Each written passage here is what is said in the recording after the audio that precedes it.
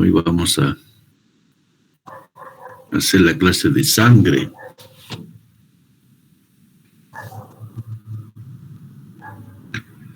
Voy a pasarles pantalla.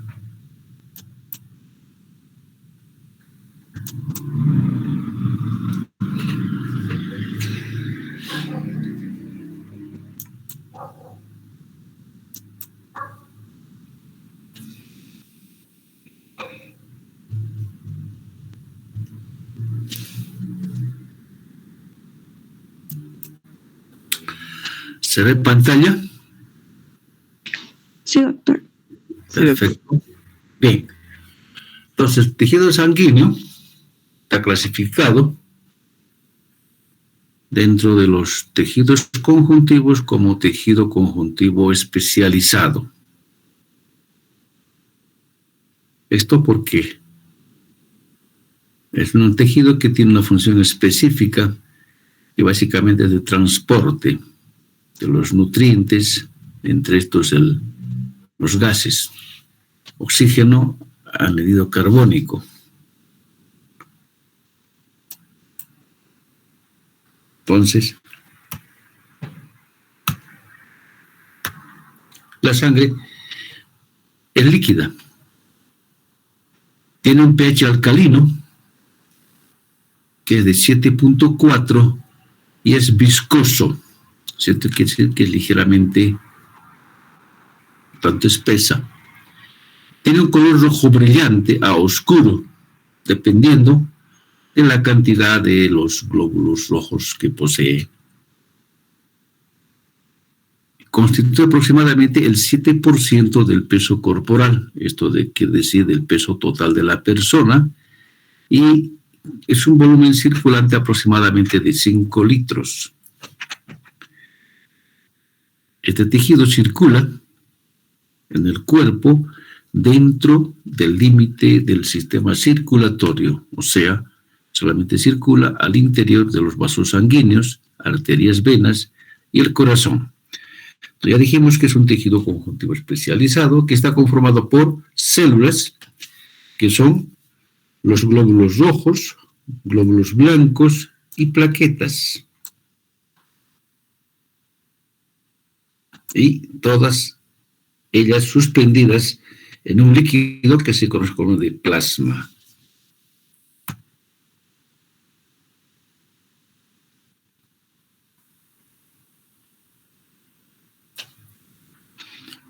Funciones. Su principal función es el de transporte, o sea, lleva los nutrientes del sistema gastrointestinal, o sea, se captan allá los alimentos, a todas las células del cuerpo y también desplaza de las células productos de desecho a otros órganos para su eliminación. También traslada hasta destino final metabolitos o productos celulares, como ser, por ejemplo, hormonas, moléculas de señalamiento y electrolitos. La hemoglobina es un pigmento propio de los glóbulos rojos, transporta oxígeno de pulmones a células y dióxido de carbono para eliminar por los pulmones. También tiene la función de regular la temperatura corporal. Mantiene el equilibrio hidroelectrolítico y también el equilibrio osmótico. Actúa también como vía de migración, o sea, de transporte de los leucocitos hacia los diferentes compartimientos del cuerpo.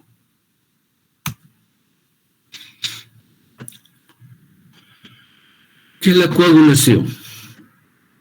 Dice, es un mecanismo protector del estado líquido de la sangre mediado por las plaquetas y factores de coagulación que transforman la sangre de un estado de líquido a gel.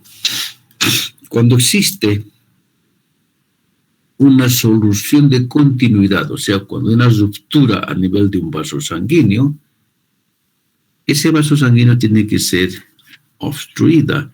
Entonces, para esto, se desencadena una serie de factores que intervienen en ella. Así, por ejemplo, se van acumulando plaquetas, ¿sí?, tratando de taponar ese orificio.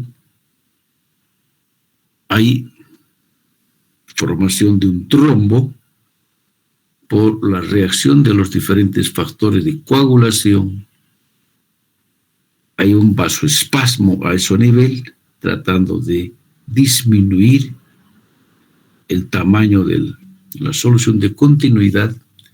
Y finalmente, producto de esto, se forma un trombo plaquetario a este nivel y consiguientemente se tapona el orificio,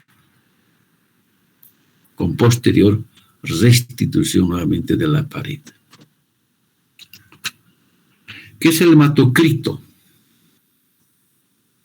Llamamos así al volumen total de eritrocitos, ¿ya?, que en promedio es de aproximadamente 44% de eritrocitos de la sangre. Para esto, se extrae sangre del cuerpo mediante una jeringa de un vaso sanguíneo, normalmente es una vena, y esta se coloca en un tubo de ensayo con un anticoagulante, el más utilizado es la heparina, se centrifuga. Como producto de esto, los elementos formes se asientan al fondo y quedando un líquido sobrenadante por encima, ¿sí? Entonces, tomando en cuenta la cantidad de los elementos formes que se han precipitado en el fondo, entonces se determina el hematocrito.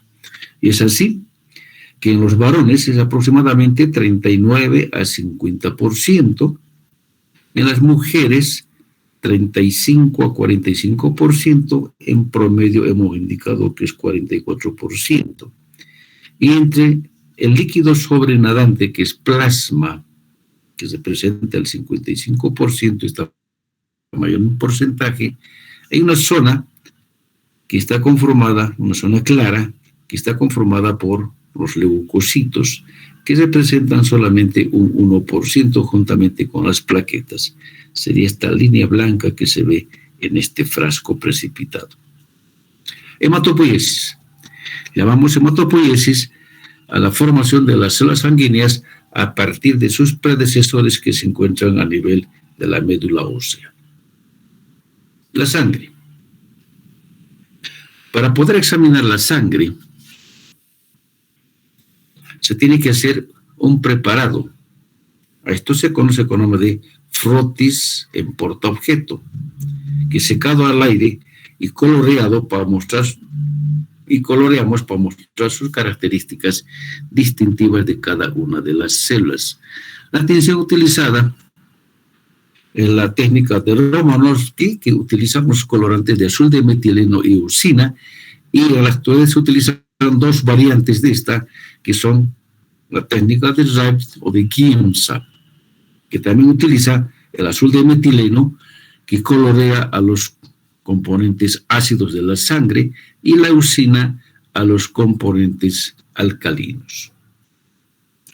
Para esto entonces se hace un frotis, como se ve en esta imagen, donde se toma una gota de sangre, un pulpejo del dedo, se la vacía en un extremo de un portaobjetos y con otro portaobjetos colocado a este nivel y un ángulo de inclinación de 45 grados, como se ve acá en esta imagen, se hace un extendido hacia adelante, como ven acá, un raspado, un extendido, como quieran. Entonces así se hace el preparado de sangre para poder examinar al microscopio. Plasma. Llamamos plasma al líquido amarillento en el cual están suspendidos células, plaquetas, compuestos orgánicos y electrolitos. ¿ya? Su principal componente es el agua, un 90% de su volumen.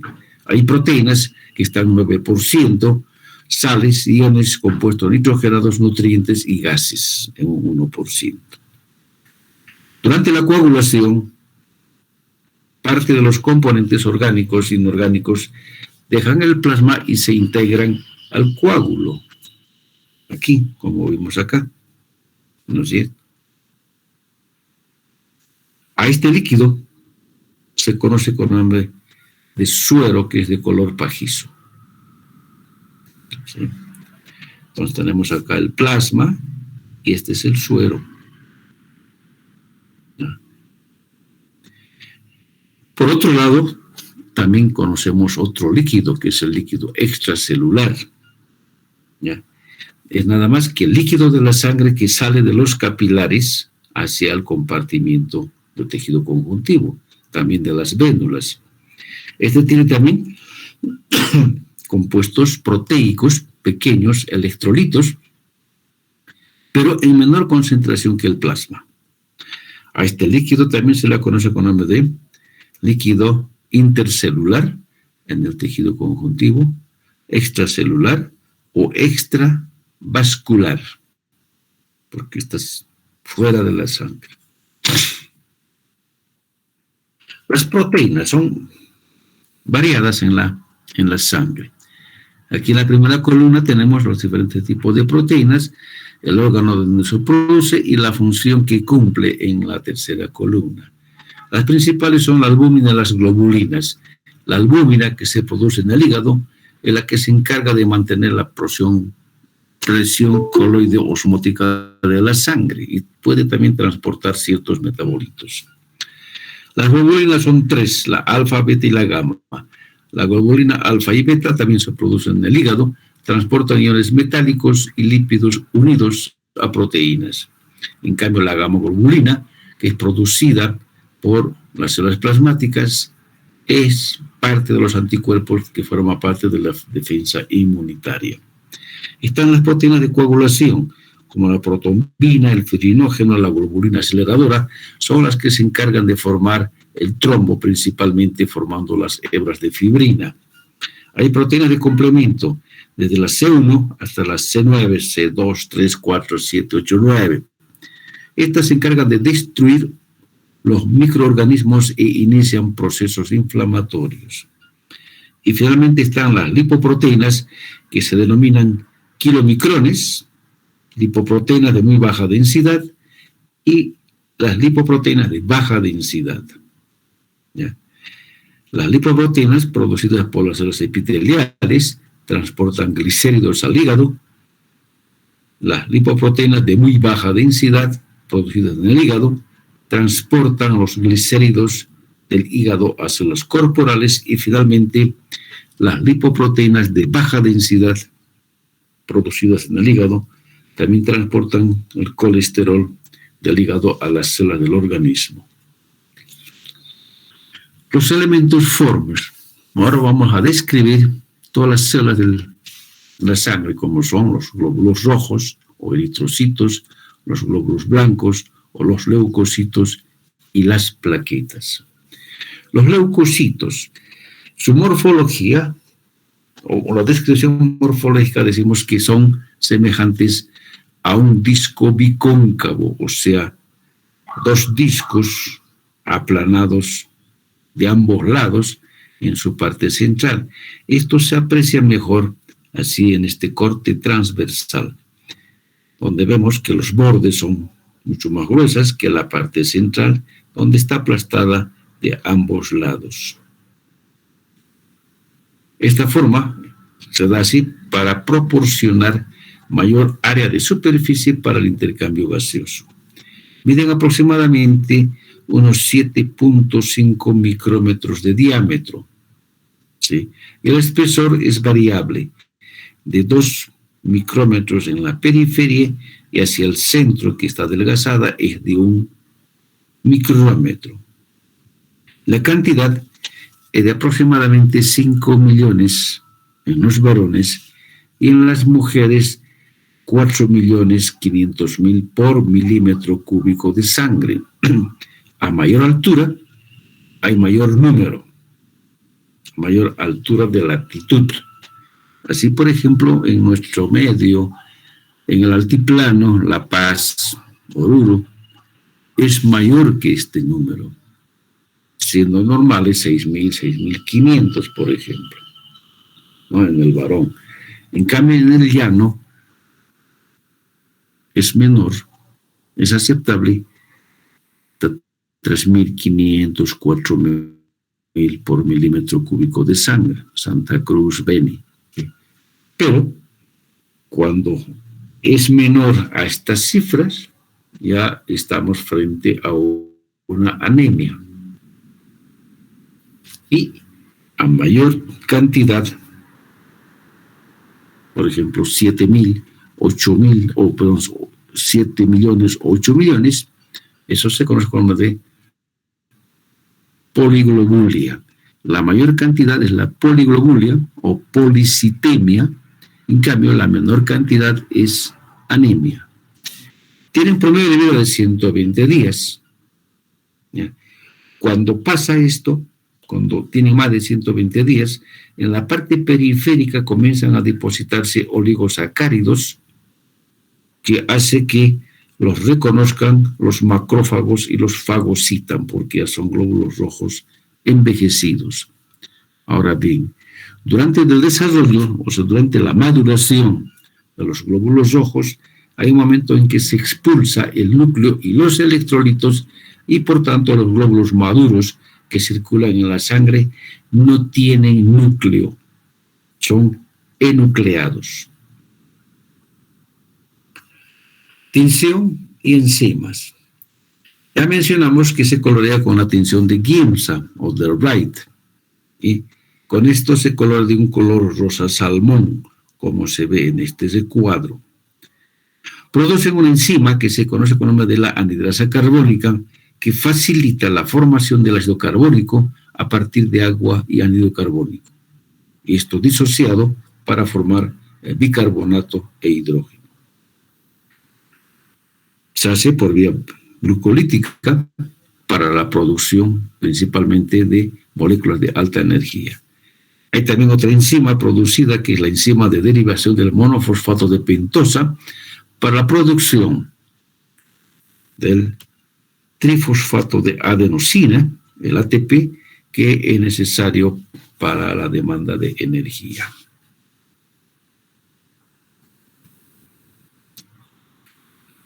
Existen diferentes tamaños y también formas de colorearse. Así, por ejemplo, cuando todos tienen un mismo tamaño, o sea, del tamaño normal de alrededor de más 7.5 micrómetros, se conoce con nombre de normocitos. ¿Sí? Si vemos esta imagen de aquí abajo, vemos que casi todos tienen el mismo tamaño, ¿no? Podemos decir normocitos. Cuando son menos 6.5, entonces se denominan microcitos. Y cuando son de mayor tamaño, 8.5, se dicen macrocitos. ¿Sí? Si pasamos a esta otra imagen, vemos acá que hay dos, por ejemplo, de tamaño grande. Estas dos podemos decir que son del tamaño normal, y acá hay uno que es más menor. Entonces, este es microcito.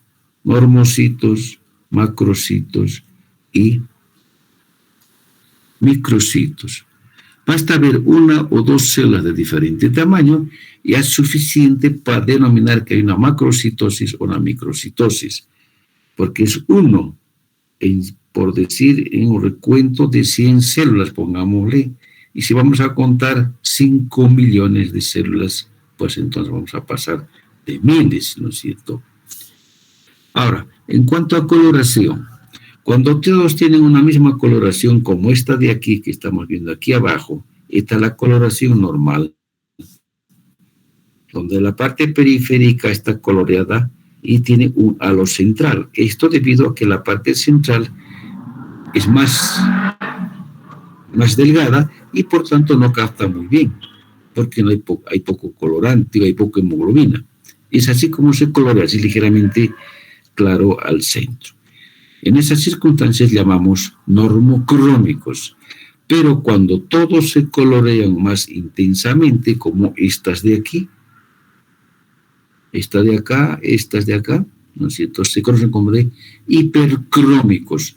Y cuando se colorean más claramente, como estos de aquí arriba, fíjense, el colorante está en la parte periférica, ¿no es cierto?, como se ve como si fuese un anillo. A esto se conoce con el nombre de hipocromía, hipocrómicos o glóbulos rojos hipocrómicos, o presenta una hipocromía. Así entonces vamos a diferenciar tamaños y colores. Existen otras en cuanto a la morfología o a la forma. Así, por ejemplo, denominamos acantocitosis cuando tienen esta forma, fíjense, con varias espículas que parecen una cucaracha o algo así, ¿verdad? Celacendiana, cuando además de tener una hipocromía, como todos ellos, tienen un punto, una zona central, una mancha central, muy parecido a aquel cuadro que utilizan los que practican tiro al blanco, y por eso se denomina celacendiana. Eliptocitos, porque son así como ven acá, alargados, como si fuesen chorizos, ¿no? Dacriocitos tienen esta forma característica como una gota de agua o una lágrima, ¿sí? Equinocitos, cuando tienen así su periferia como si fuese espinado, ¿no es cierto?, con prolongaciones. Esta, por ejemplo, esta de acá, ¿sí? Drepanocitos, cuando tienen esta característica como si fuese un cuarto de luna o algo lunar, creciente o creciente, como quieran, tiene esa característica, ¿no es cierto? O presentan, como en este caso, por ejemplo, en cuanto a coloración, unos punteados en su interior que se conocen como de punteado basófilo. Algunas veces es posible que se introduzca un parásito al interior de un glóbulo rojo, como en este caso se está viendo un parásito que es un plasmodio, el parásito plasmodio. Entonces son más o menos algunas, hay muchas otras más. Y el conocer estas diferentes deformidades y relacionarlo con su clínica, muchas veces solamente viendo la sangre uno ya puede pronosticar el tipo de enfermedad que presenta la persona portadora. Algunas otras presentaciones, por ejemplo, cuando existen restos de cromatina tras la expulsión de del núcleo en forma de puntos, como vemos acá, se conocen con el nombre de cuerpos de Joel-Joly. O cuando la cromatina restante está como un anillo alrededor del glóbulo rojo en la periferia, como vemos aquí, se denomina anillos de Cabot. Los glóbulos rojos pueden presentarse, como vemos acá, en forma individual, porque están en medio de una sustancia anticoagulada, pero pueden llegar a aglutinarse y se ven entonces así unas manchas, o como está en la imagen de dibujo, o se ve así, también esta imagen de microscopía, apiladas, ¿no es cierto?, como pilas de moneda. No son estas diferentes maneras de presentarse en todos los glóbulos rojos. La hemoglobina. ¿Qué es la hemoglobina? Nada más que una proteína, es una proteína tetramérica grande que está compuesta por 4 cadenas polipeptídicas, 2 cadenas alfa en extremos opuestos y 2 cadenas beta en los otros extremos, cada una de las cuales se une de manera covalente a un en y está a hierro.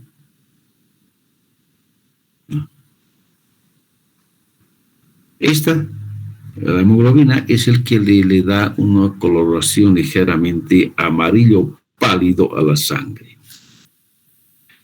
Ahora bien, en regiones de alta concentración como el oxígeno,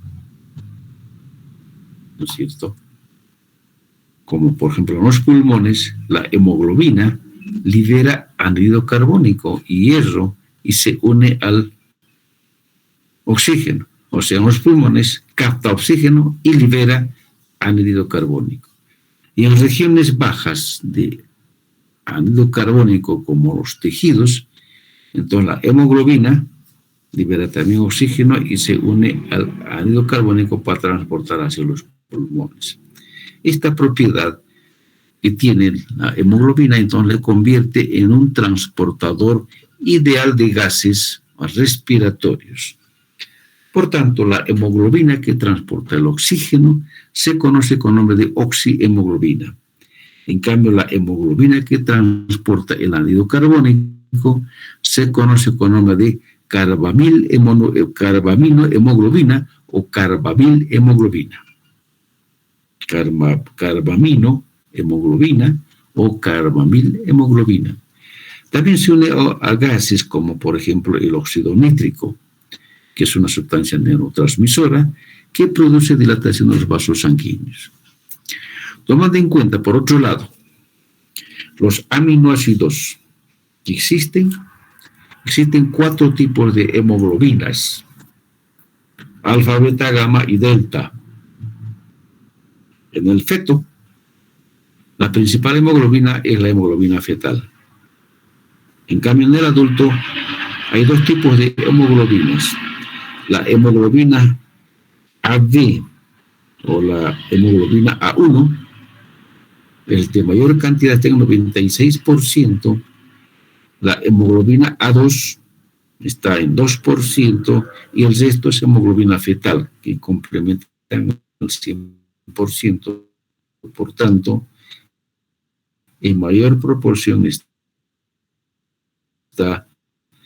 la hemoglobina A o la hemoglobina del adulto tipo 1. Membrana plasmática de los eritrocitos, constituida por el citoesqueleto, básicamente. ¿Sí? Esto le da una flexibilidad al glóbulo rojo para que pueda soportar grandes fuerzas de deslizamiento. Esto, por ejemplo, hace que el glóbulo rojo pueda cambiar inclusive de forma. En su composición intervienen los mismos componentes que indicamos en el plasmalema, o sea, lípidos en un 50%, proteínas en un 50%, lípidos y 40% y carbohidratos en un 10%. Además, intervienen otras proteínas, ¿ya?, que ya forman parte del citoesqueleto, y entre estos tenemos la glucoferina A, glucoferina C, la proteína banda 3, la proteína banda 4,1, que va a unirse a la banda 3, la espectrina, anda por acá, sí, que se une también a las glucoferinas, y también la anquirina o la ancirina. Entonces, la membrana plasmática del eritrocito y el citoesqueleto son los que van a darle o van a contribuir a mantener la integridad y estructural funcional de los glóbulos rojos. Durante su vida de 120 días, cada eritrocito recorre aproximadamente unas 100,000 veces todo un sistema. Esto se comprueba mediante marcadores específicos, ¿es verdad?, con lo cual se marcan los eritrocitos y se cuenta cuántas veces pasa por el corazón y de esa manera se determina entonces que son 100.000 veces. Hay que tener mucha paciencia, ¿no? para contar esa cantidad. El eritrocito, por tanto, se modifica de forma debido a que se va a someterse a las fuerzas de deslizamiento que le proporciona esta composición que tiene, para poder pasar, por ejemplo, vasos sanguíneos cuya luz es más pequeña que el glóbulo rojo. Hay vasos sanguíneos que son bien finitos, pongámosles 6 micrómetros de diámetro. El glóbulo rojo tiene 7.5, no pasa teóricamente, ¿no es cierto? Se va a trancar, pero cambia de forma, se alarga como un chorizo, pasa y una vez que atraviesa nuevamente recobra su forma normal.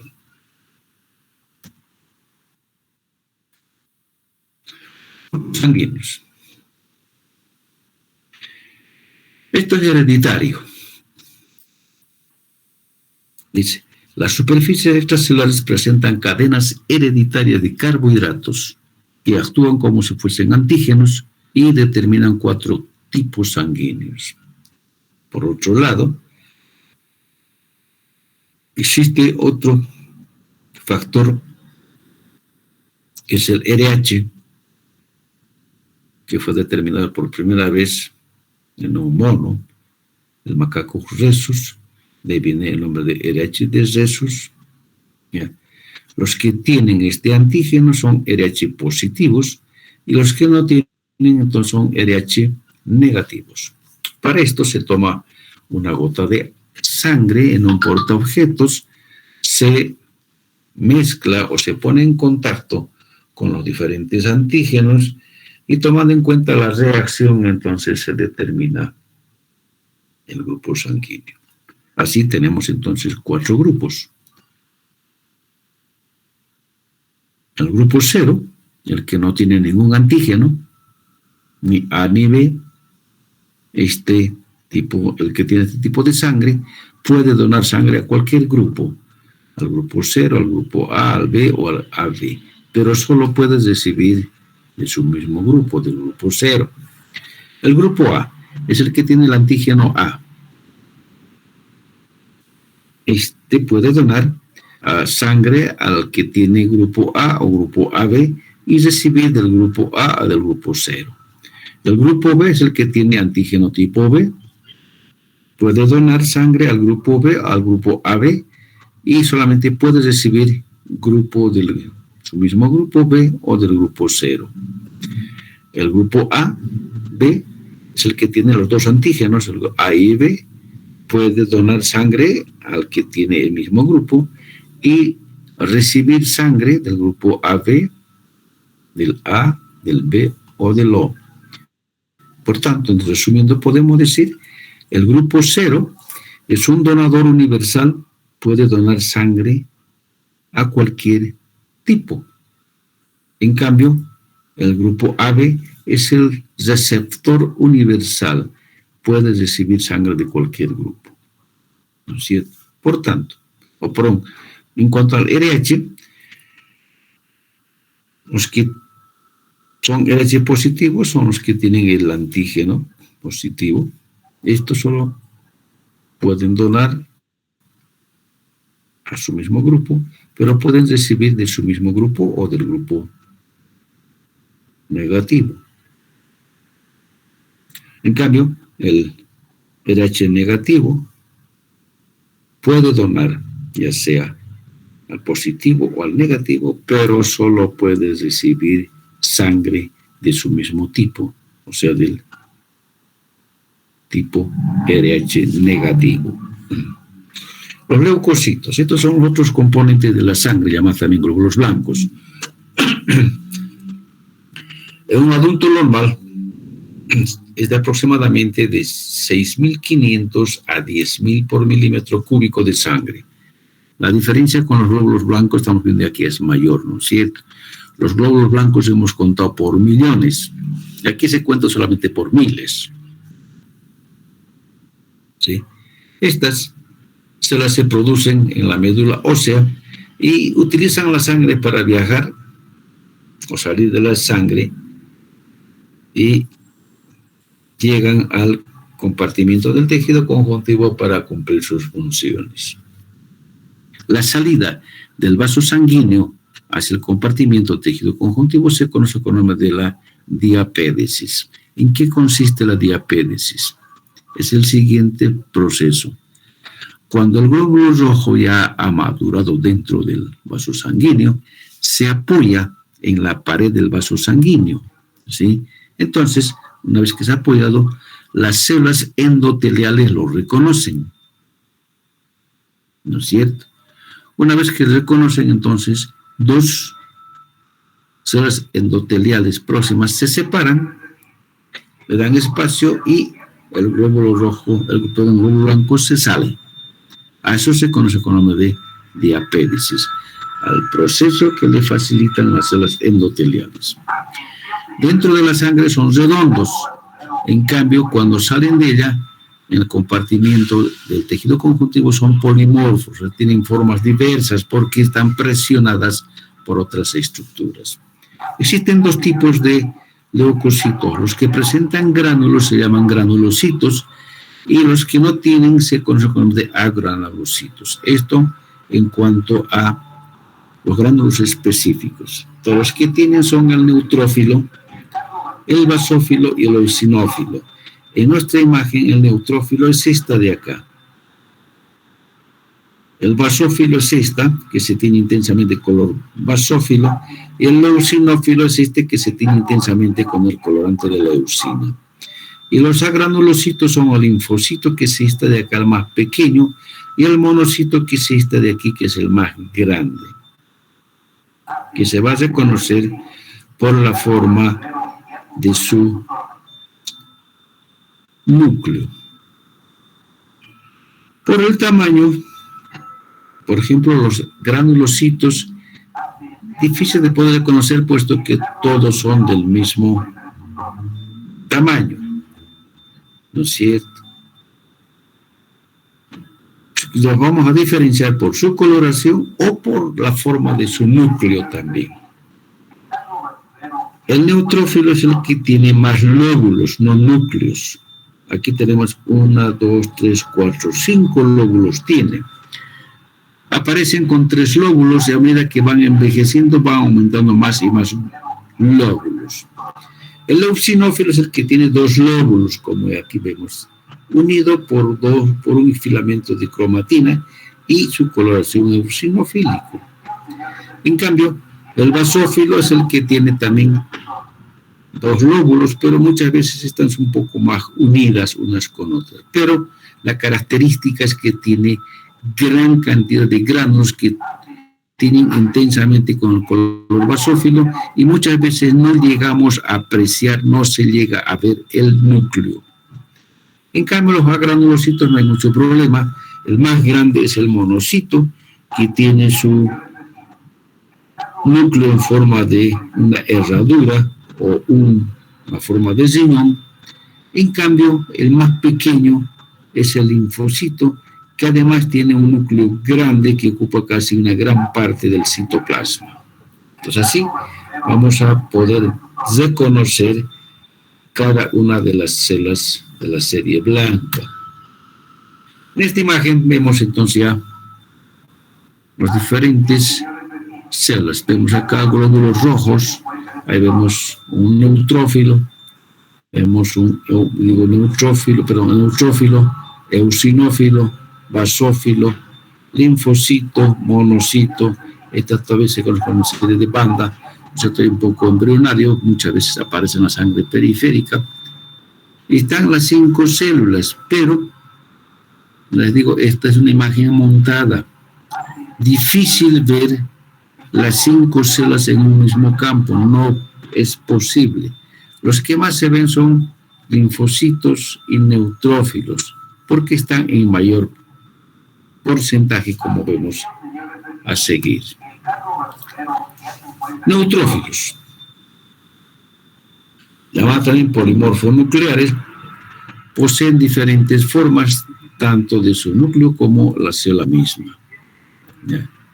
Representan el 60-70%, o sea, de 100 células que se ven o que se leen de glóbulos blancos, 60 a 70 son neutrófilos. Tienen un tamaño de 9 a 12 micrómetros. ¿Ya? Su núcleo es multilobulado. Este está ahora con 3, siempre conectado con un hilo de cromatina. En las mujeres, el núcleo presenta lo que se conoce con nombre de el palillo de tambor, el cuerpo de Barr o la cromatina sexual. ¿Esto qué es? No es nada más que la condensación de uno de los cromosomas sexuales. La fórmula cromosomal de la mujer en cuanto a los cromosomas sexuales es XX, o sea, son 2X. De estas, una de ellas está dispersa, está en la forma de eucromatina. En cambio, la otra está condensada. Ahora, cuando este cromosoma condensado se exterioriza hacia afuera del núcleo, entonces se ve así como ven acá en esta imagen, como un pequeño apéndice que se asemeja mucho a un palillo de tambor, razón por lo que se llama así, o cuerpo de Barr o cromatina sexual. Pero cuando no se exterioriza hacia afuera, sino está hacia adentro, no vamos a ver. ¿Ya? Ahora, eso no quiere decir que no corresponda a sangre de mujer, ¿no? Es simplemente porque no está exteriorizada hacia afuera. Estas células son las primeras que aparecen en las infecciones bacterianas agudas. Sus gránulos son 3. Los gránulos específicos son pequeños, aproximadamente de 0,1 micrómetro de diámetro, tiene la forma oblonga, contiene varias enzimas. Entre estas son aquellos que contienen agentes farmacológicos y su función es básicamente de antibacteriano o antimicrobiano. Los gránulos azurófilos son de 0,5 micrómetros de diámetro, son lisosomas que contienen hidrolasas ácidas, o sea, son lisosomas normal que tienen las células. Y los gránulos terciarios contienen la gelatinasa y también catepsina. Las funciones básicamente son de destruir los microorganismos mediante la fagocitosis y la liberación de enzimas hidrolíticas. Elaboran también y liberan leucotrienios y van a iniciar un proceso inflamatorio y la secuencia, por ejemplo, es como sigue. Se unen a un factor quimiotáctico, que es el factor quimiotáctico del neutrófilo, al plasma y facilitan la liberación del contenido de los gránulos terciarios. Entre estas, por ejemplo, son la gelatinasa y la catepsina, que degradan la lámina basal y van a facilitar la migración de los neutrófilos. Liberan también el contenido de sus gránulos específicos a la matriz extracelular y de esa manera atacan a los microorganismos invasores. Estos microorganismos, entonces, atacados son fagocitados y quedan encerrados dentro de ella como fagosomas y son destruidos por las enzimas de sus gránulos azurófilos o de sus gránulos secundarios. Por otro lado, la acción del peróxido de hidrógeno y el ácido hipocloroso destruyen las bacterias que también producidas por estas células. La catalasa finalmente degrada el peróxido de hidrógeno, limitando el daño tisular. En exceso, el peróxido de hidrógeno es dañino para el organismo. Y como consecuencia de esto, se forma pus. Finalmente, esto ocurre, por ejemplo, cuando hay una invasión bacteriana, ¿no es cierto? ¿Qué es el pus? Nada más que neutrófilos y bacterias muertos, más el líquido extracelular. ¿Ya? También van a sintetizar estas células leucotrienios que van a ayudar al proceso inflamatorio. Como los neutrófilos tienen la propiedad de fagocitar, para diferenciar de los fagocitos del tejido conjuntivo, a estas células también se conocen como de micrófagos. En cambio, al otro se conoce como de macrófago, gran fagocito, digo, célula de gran tamaño fagocitador, en cambio acá célula de pequeño tamaño fagocítico, micrófago. Eosinófilos. Este contiene apenas el 4%, ya es menor que los glóbulos o los neutrófilos. Su tamaño es de 10 a 14. Su núcleo, ya dijimos que es bilobulado, dos lóbulos unidos por una hilo o una hebra de cromatina, y tiene la forma de una salchicha cuando se alarga.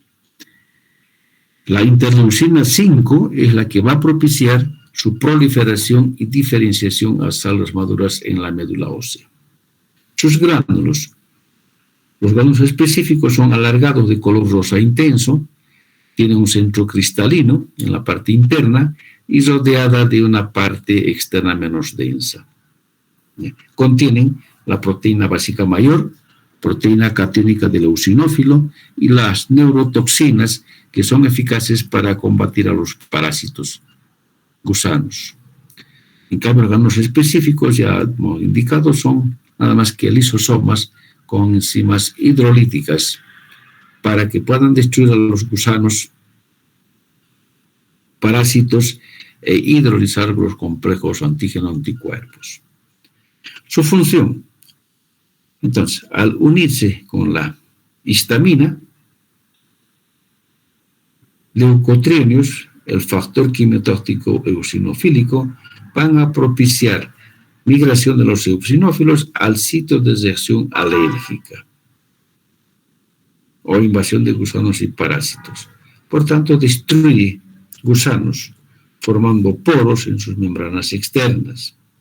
Libera también sustancias que van a iniciar las reacciones inflamatorias, entre estos la histamina. Fagocitan también complejos anticuerpos formados principalmente por los gusanos y los va a destruir. Los basófilos constituyen menos del 1% de la célula que está en menor tamaño, en menor porcentaje. 1 o menos de 1%.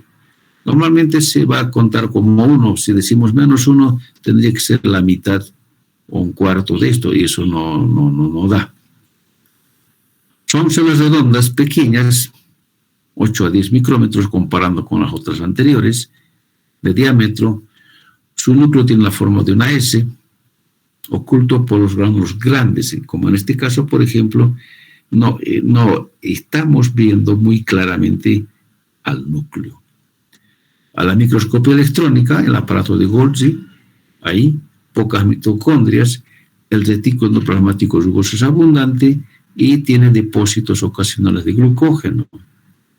Presenta receptores en su superficie para la inmunoglobulina E. Sus gránulos. Los gránulos específicos son de color azul oscuro a negro, son de tamaño considerable, 0,5 micrómetros de diámetro, tiene un perímetro rugoso. Estos gránulos van a contener heparina, histamina, factor quimiotáctico eosinofílico, factor quimiotáctico neutrofílico, proteasas neutras, sulfato de condroitina, peroxidasas. Son las mismas sustancias que contiene las células cebada del tejido conjuntivo. En cambio, los gránulos en específico son lisosomas que van a contener hidrolasas ácidas. Sus funciones son las que van a inducir principalmente el proceso inflamatorio. La secuencia es la que sigue. Se une un antígeno a una molécula de inmunoglobulina E y libera el contenido de sus gránulos al espacio extracelular. ¿Ya? Entre estas, el ácido araquidónico,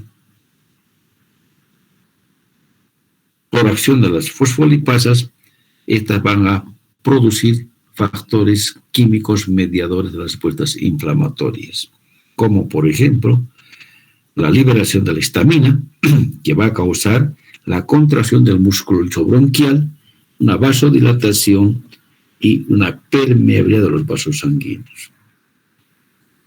También liberan leucotrienos que van a ejercer efectos similares a la histamina, pero son más lentas y persistentes.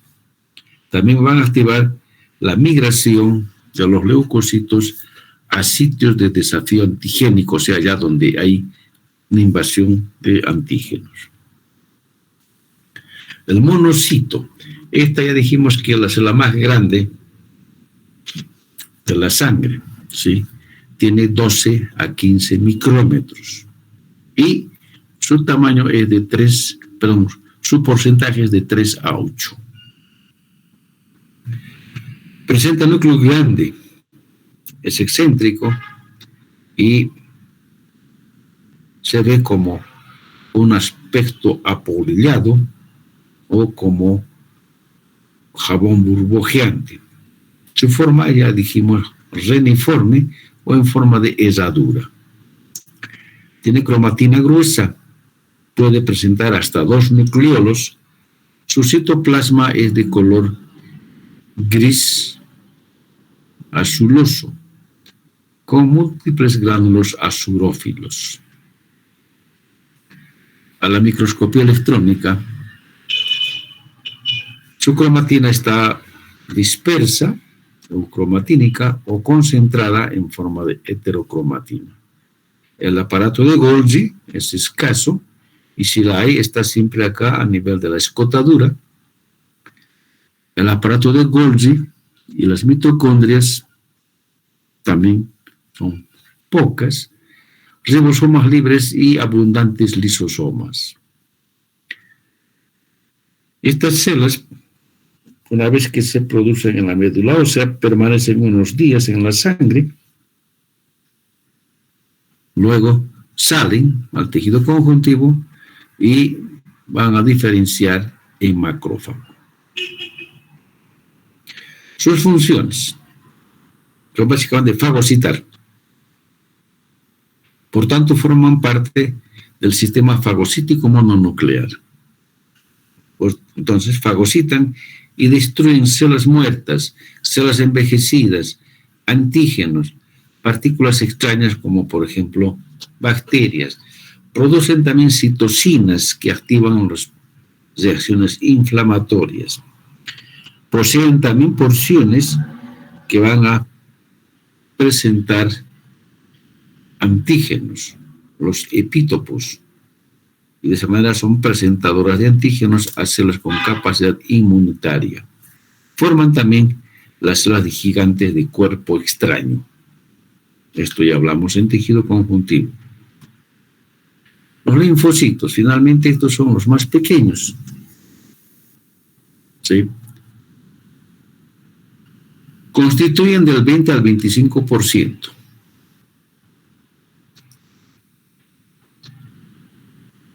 Le sigue en cantidad a los neutrófilos, que tienen 60 a 70%. Su tamaño promedio es de 8 a 10 micrómetros de diámetro. Tienen un núcleo redondo, indentado, que ocupa la mayor parte de la célula. Esto de indentado quiere decir que tiene una depresión, como se ve acá en esta imagen de microscopía electrónica, aquí abajo. Este núcleo tiene esta ligera escotadura o esta muesca. A esto le había mucho aquí, ¿sí? Es una característica. Su núcleo es denso, heterocromático, periférico y citoplasma es de un color azul pálido, muy delgado, que rodea al núcleo cual si fuese un anillo. Ahora, tomando en cuenta tamaños, se clasifican en 3 tipos. Pequeños, 8 a 10 micrómetros, serían los normales, medianos, 12 a 15, y grandes, 15 a 18, mucho más grandes inclusive que el monocito. A la microscopía electrónica tiene escasa cantidad de citoplasma, ya dijimos, está reducida a un anillo. Por tanto, tienen escasas mitocondrias, aparatos de reticular de Golgi pequeño y pocos perfiles de retículo plasmático rugoso. Se tienen bastante numerosos sus lisosomas y abundantes ribosomas. Existen diferentes tipos de linfocitos. Los linfocitos B, llamadas también células B, son las que producen las inmunoglobulinas, están en un 15%. Los linfocitos T, llamadas también células T, que representan un 80%, y las llamadas células nulas, que están en un 5%.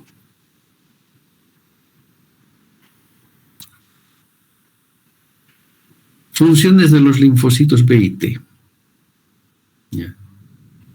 Cuando están dentro de la sangre, no tienen ninguna función, pero en el tejido conjuntivo se encargan básicamente del sistema inmunitario. Así los linfocitos B se encargan del sistema inmunitario de mediación humoral. En cambio, los linfocitos T tienen a su cargo el sistema inmunitario de mediación celular. Esto quiere decir que el linfocito B actúa mediante reacciones químicas, en cambio el linfocito T actúa directamente frente a la célula, lo ataca directamente a la célula, como llaman, por ejemplo, en la guerra, combate cuerpo a cuerpo. Ahora, para esto, los linfocitos T, una vez que salen o que se forman, van al timo, donde van a madurar y van a tener cierta especificidad. Y los linfocitos B,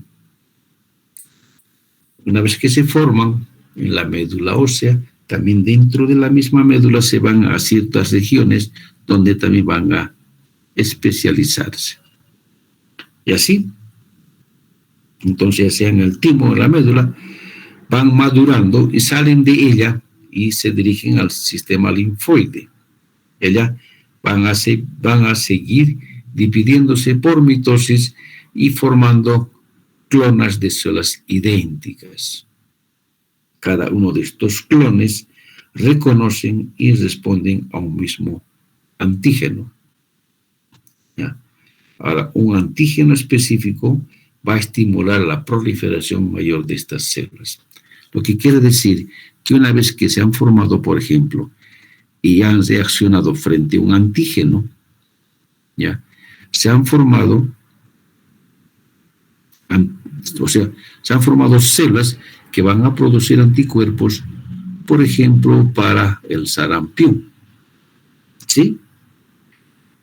Y todas esas células, al reproducirse, siempre van a tener ese antígeno para anticuerpo para ese antígeno.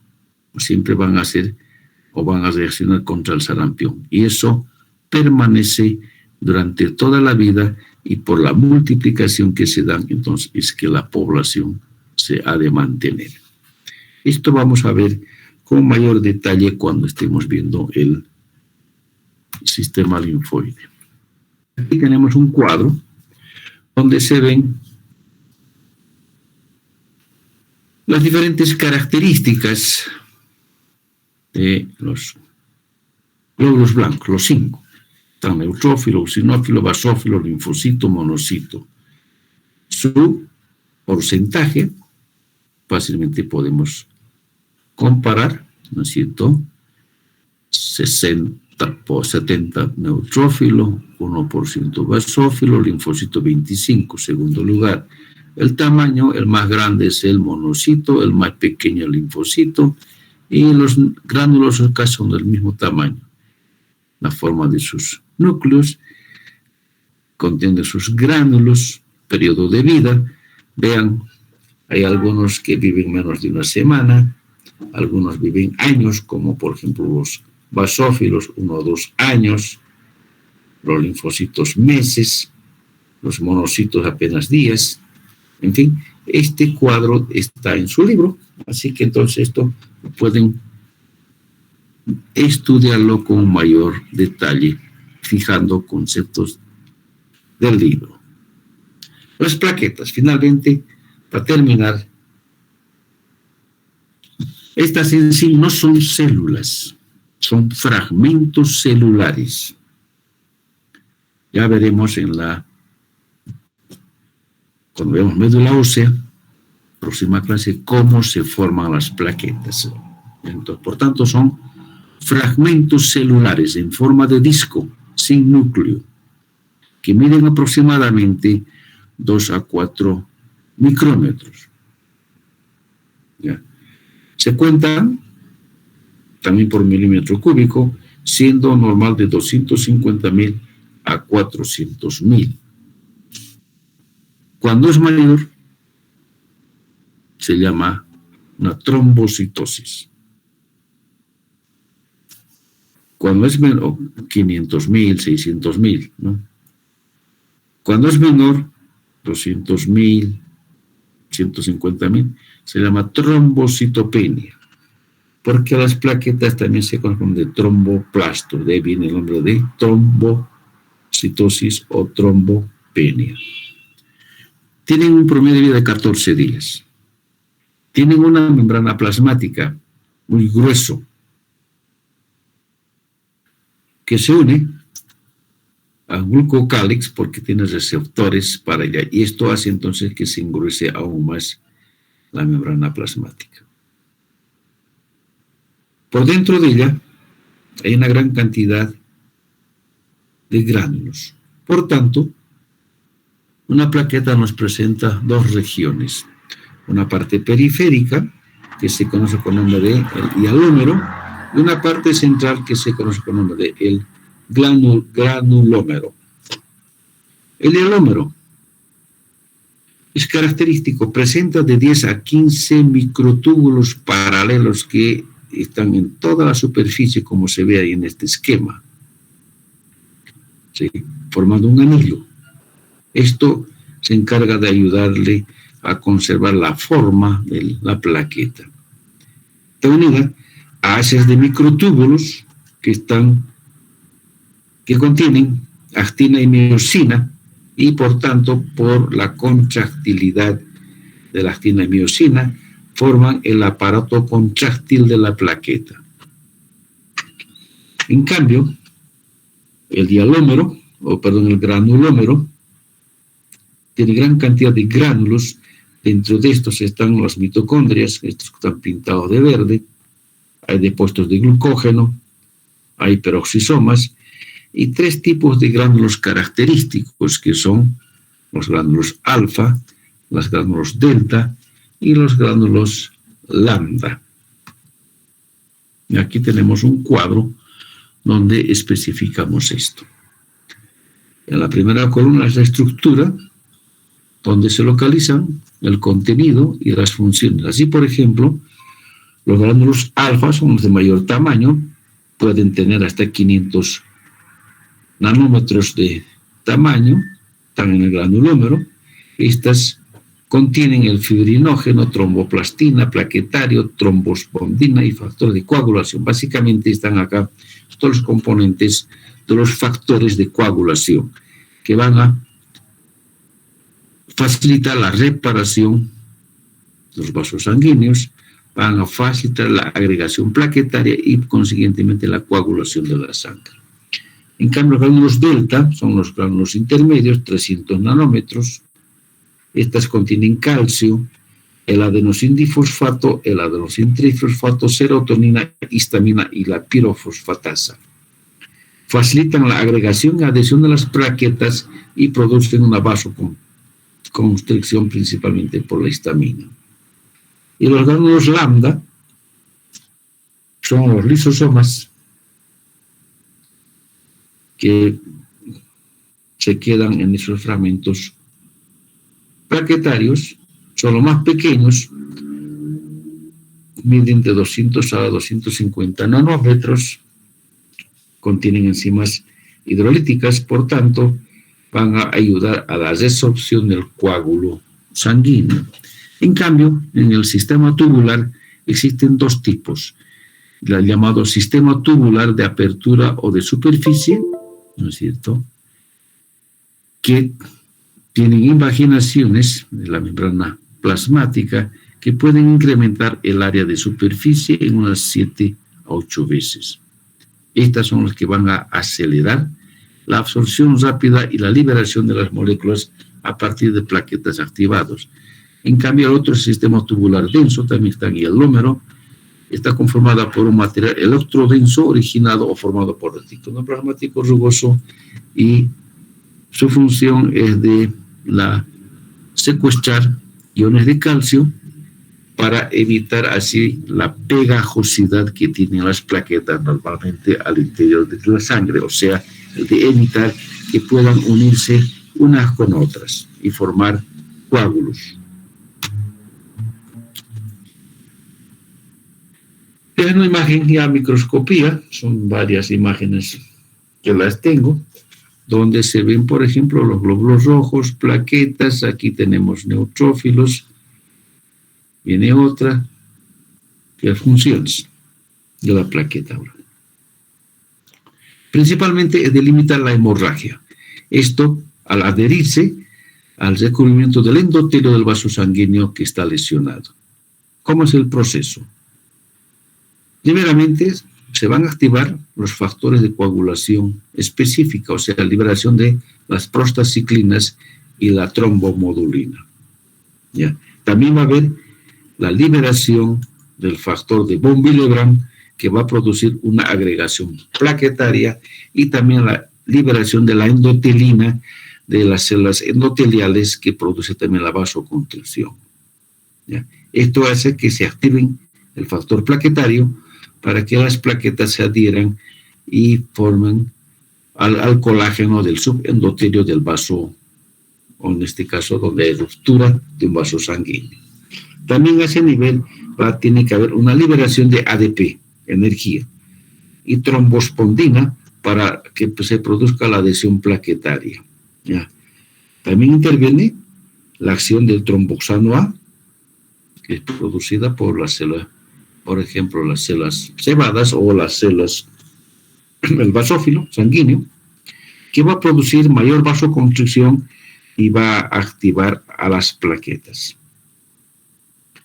Como consecuencia de esto se forma un tapón que va a bloquear la hemorragia y va a comenzar a ensamblarse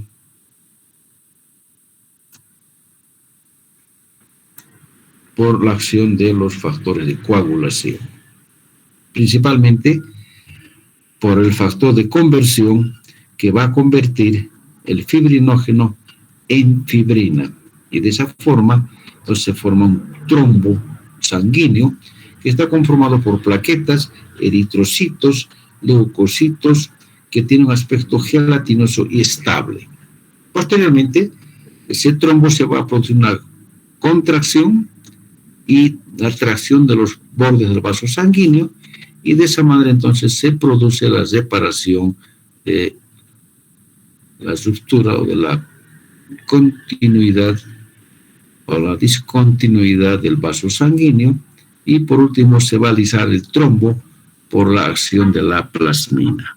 Y es así entonces como se va a reparar, ¿no es cierto?, un vaso sanguíneo dañado.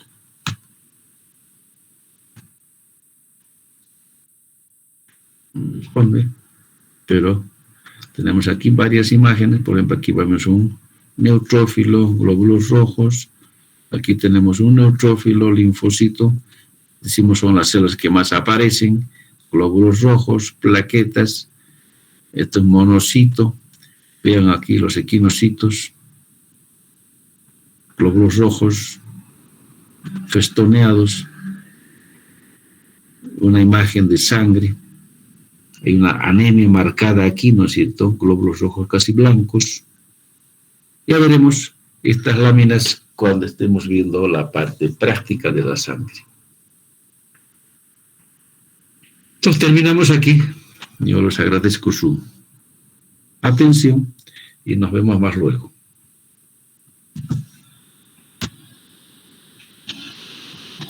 Gracias, doctor. Hasta luego.